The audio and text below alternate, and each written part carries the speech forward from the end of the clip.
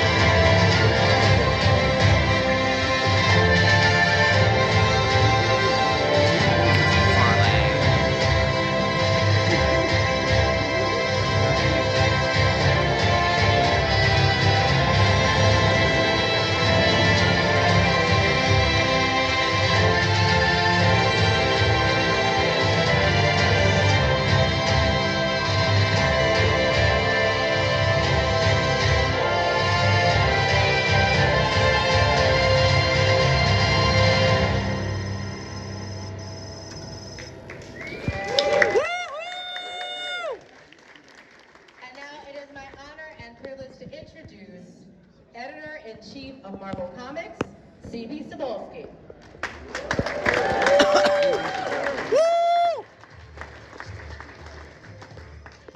Hello, everybody. Can you hear me all right? Yeah. All right. Well, thank you for coming. It's a pleasure to see you all here. I really can't see you because I'm blinded by these lights, but I know you're all here. My name is Sobolsky, and I am the Editor-in-Chief of Marvel Comics. I am nowhere near as comfortable or talented as Angelique in public speaking. And it's been 3 years since we've done this, back in San Diego for the first time. It's wonderful to be back after everything that we've been through. So I've got a little cheat sheet here, so you're gonna have to forgive me if I look down every now and then. So some of you might wonder why I'm up here. To put it simply in terms that people might understand is, I have the honor of walking in the footsteps of Stan Lee. With the amazingly talented editorial team we have at Marvel, we're the caretakers of all the characters in the Marvel Universe, 8,000, however many are that they tell us there are now. And I'm thrilled to be here tonight to help celebrate one of the ones who kicked it all off, our beloved, amazing Spider-Man, Peter Parker. So as I was getting ready to speak, I was thinking, what can be said about Spider-Man that he himself hasn't already said, or that other people haven't said about him? And it became a conundrum for me what I was going to talk about today. So I figured, you know what, I'm going to take it back and do two things with this. Since this is a museum, I want to talk about a little bit of some historical context. And after that, I just want to tell you personally what Spider-Man means to me, because I think it's a story that you, as fans of comic books and pop culture, all share. We always say that the Marvel Universe is supposed to be the world outside our window. You know, that when you open a comic book, you become immersed in it, and when you close that comic book, you can imagine that Spider-Man's going to swing by your building, or the Green Goblin's going to throw a pumpkin bob through your window. Well, you don't really want that to happen. But I just want to talk about 60 years. 1962, that's when the first Spider-Man story was published, Amazing Fantasy 15. So some context, I just want to give you a couple facts that I Googled, in case you might not know this. So what happened in 1962? We had the Cuban Missile Crisis. John Glenn became the first man to orbit the Earth. Marilyn Monroe unfortunately passed away.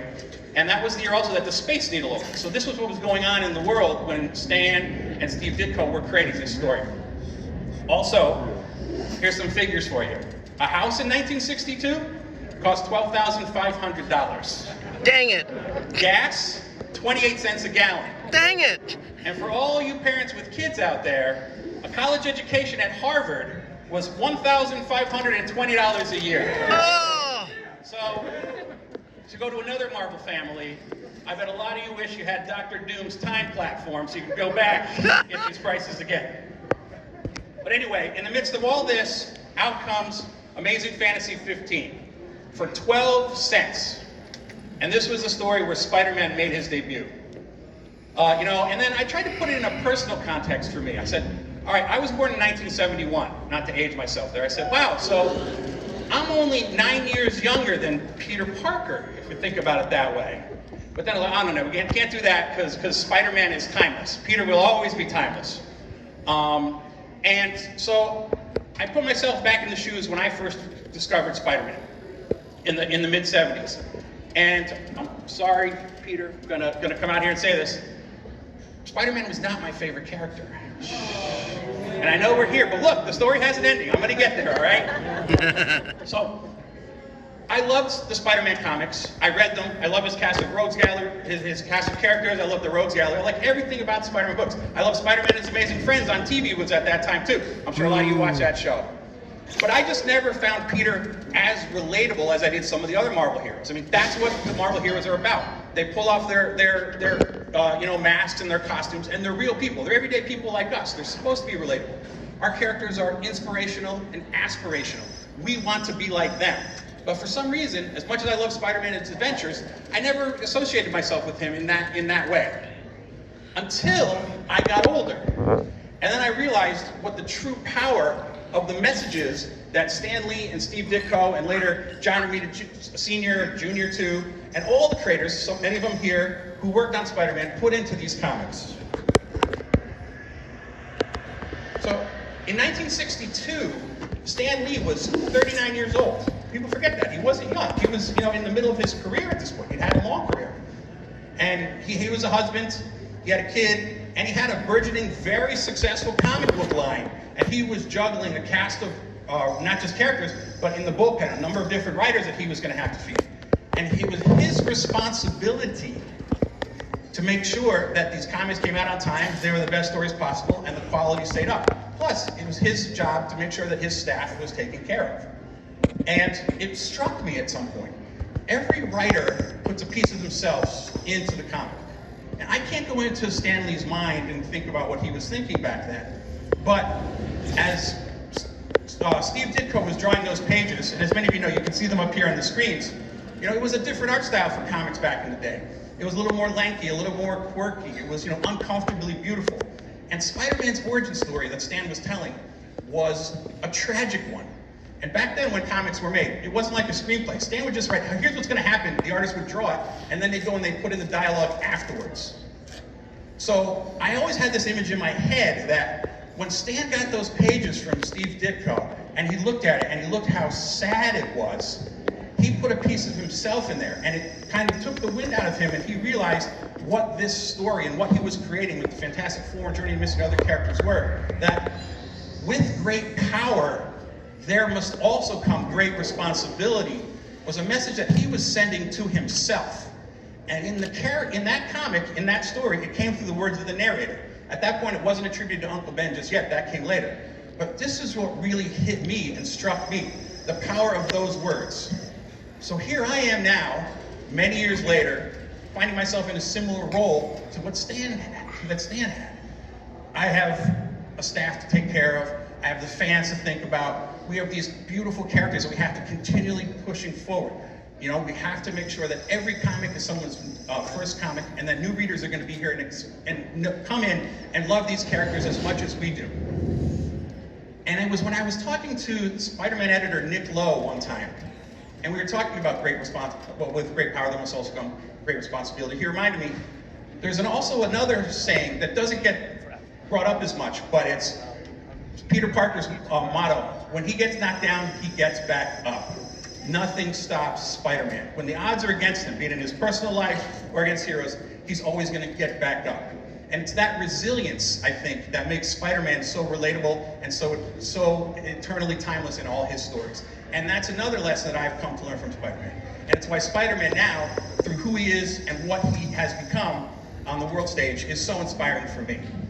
So, in closing, with great power there must also come great responsibility. When you get knocked down, get back up. These are the lessons that Stan and Steve and other creators, all the other creators in this room have taught us over the years. And they're lessons that we should remember to live by, especially in this day and age. So, with our powers and with our responsibility and with our resilience, we should be the ones out there being heroes and making the world outside our window a better place, to make the world that we live in beyond amazing.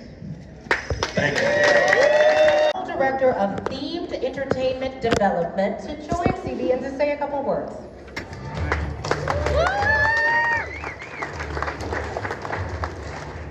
Well, that's a tough act to follow, CB. Pretty rousing speech. I don't know if I got that in me. This is a tremendous honor. It's humbling, really, to be here in front of all of you, in front of the creators who've contributed to Peter Parker's story, and not just Peter Parker, where he's come from, but where he is today and where he's going in the future. At Marvel Themed Entertainment, our job is to essentially flip the paradigm of how we tell stories.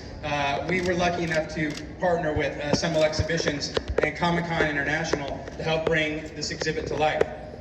We've read the stories, we've watched the films, we've watched the animation, but now you can walk into the story of Peter Parker and Spider-Man and kind of learn more about him, do a deep dive into what he's all about and what he means to so many of us.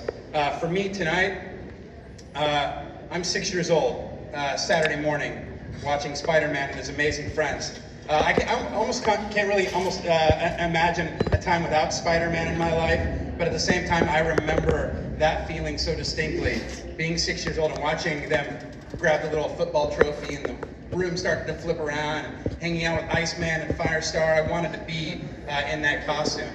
Tonight, I am also 13 years old, getting my issue of Spider-Man #1 and pouring through the panels, drawn so lovingly by Todd McFarlane, really changed my life.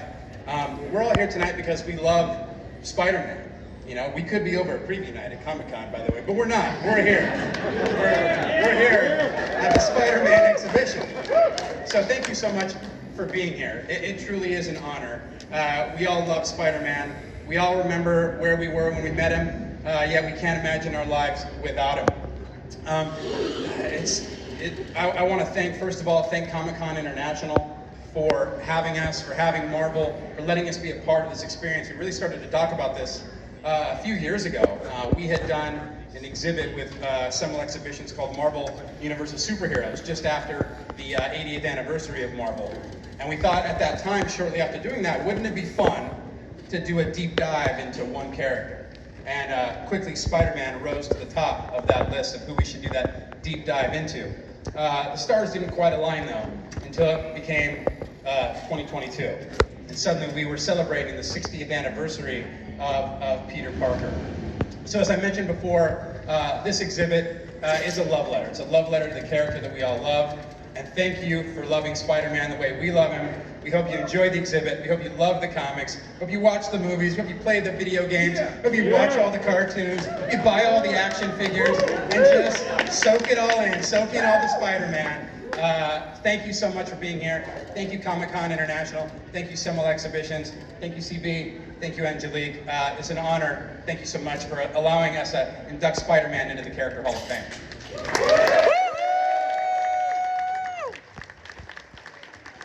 Just briefly going to sum up. Spider-Man is incredibly special to me too. It's one of the first comic books that I ever read to my brothers. That's how old I am. I could read and they couldn't. So he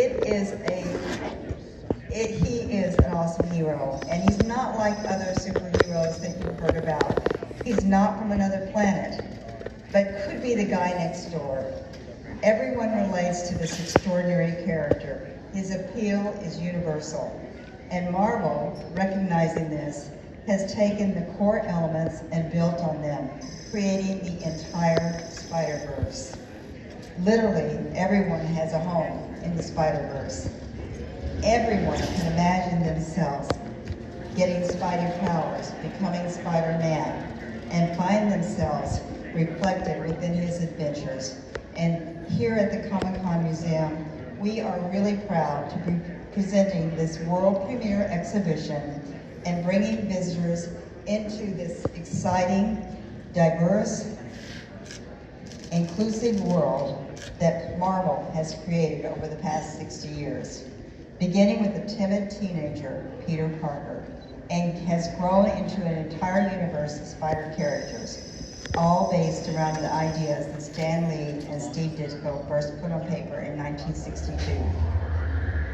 Spider-Man, the friendly neighbor superhero, the hero that could be any one of us, a character who represents a concept, as you heard, with great power comes great responsibility, one of the most recognizable icons in the world, and a great testament to the power of comics and the popular arts. And therefore, we are so happy to welcome him into the Comic-Con Museum Character Hall of Fame.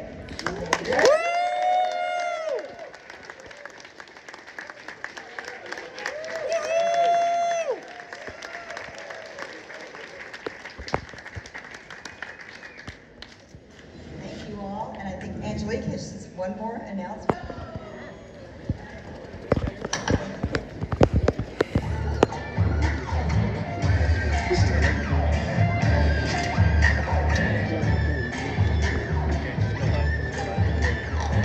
All right, so we've got a couple more things that we're gonna wrap up, but I'm gonna give another round of applause. Thank you so much to everyone who's put this event together. It really is true that anyone can wear the mask, and that is just so profound. Now, a couple closing things that I want to go over before we get out of here. One, thank you all for coming tonight. Y'all are an amazing crowd. You gave energy. I know people flew in tonight. There's incredible cosplayers that are out there. I hope you all get a chance to see all the amazing work that went into that. But as our program concludes, we'd also like to thank our generous sponsors for making this fantastic evening come to life. Thank you to all of our sponsors. I know some of our representatives are here tonight, so a round of applause for you. And of course, I want to thank everyone here for their support and to enjoy the rest of the evening. Now, before you go, please know that we have more entertainment. This is not the end of the evening, just the end of the program. There's more food, there's more drink, there's exhibits to explore. Then you go check them out. And there's a little bit more of tonight's entertainment with Sung Beats brought to you by TIG and Lenovo. So hang out, have fun, and I'm gonna turn the stage over to Sung Beats. Comic-Con, how you doing tonight? Make some noise, San Diego.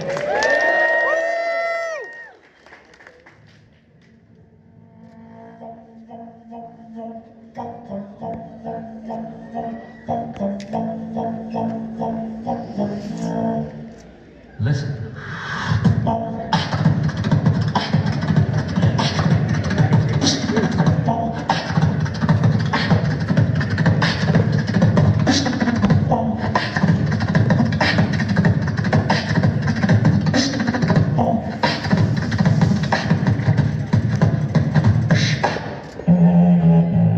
Spider-Man.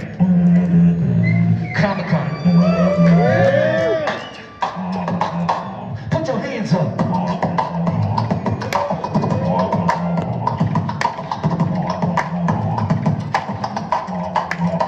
One more time now.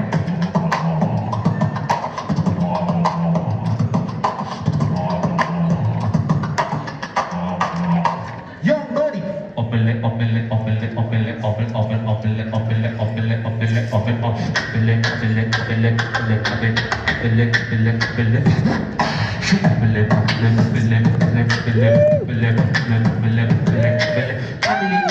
I'm a young money, I'm a player, I'm a lad, imagine, when I crack to the up with that and carry it, wasn't like other than my bio disease, my government, so I can read through the pen, so we put the sheet on the top of the line, cause I got, please.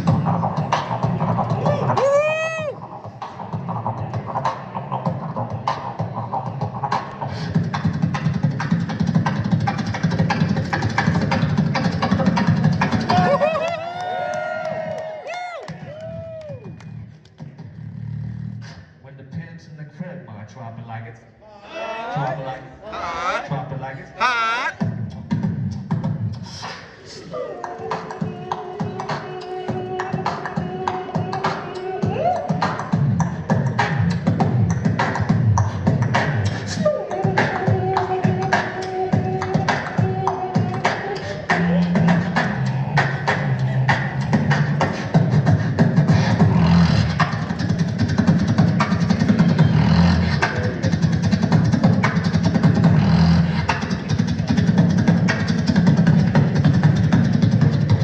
Can I get a yeah? Yeah. Can I get a oh yeah? Oh yeah. How about a little what? How about a little Spider-Man? All right, I need one volunteer just for this quick experiment. Someone you might want to embarrass real quick. Right here. Point at it, please. Right here, where? Somebody that actually wants to do it, raise your hand, please. Over here, yes. Please come on. I got cramp. I'm old, man. I'm old. It'll be a fun experiment. You got this, bro. You got it. Yeah. Give it up for Galileo. I'm gonna teach him how to do the vocal scratch like I just did. It's gonna sound like this. Don't do that, dude. You got it, bro. You got it. Does he got it? Yeah. All right, ready? Nope. The final product sounds like this. Spider-Man, but I'm gonna break it down for you step by step, okay? Just repeat after me. Alpha.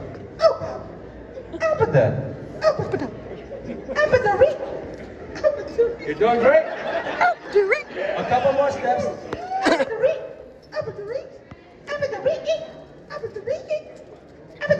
Spider-Man. Give it up. Whoa. Okay, Give good. it up. Come on, cut it. Come on, cut it. Come on, cut it. Let's go.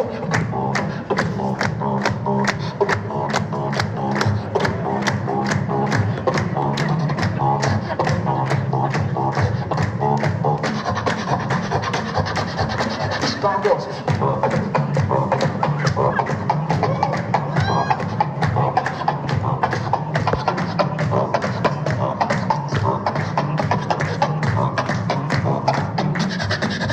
Switch.